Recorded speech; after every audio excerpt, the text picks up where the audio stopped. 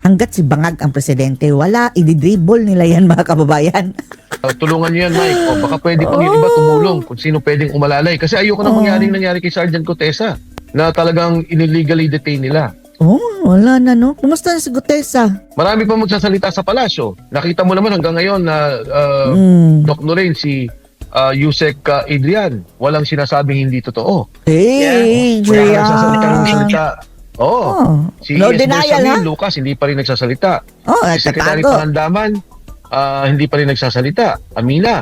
At saka si Yusek Traigib. Buhay Sinasabi pa hindi ba? totoo, pero Baka, alam mo lahat eh. Kasi baka hindi pinagurgur naman na, galing ha? sa atin yun eh. Nanggaling yun kay Yusek Bernardo. Ang nagpalagay doon sa record, si Senator Ping Lacson. Sila naman nagsabi nun eh.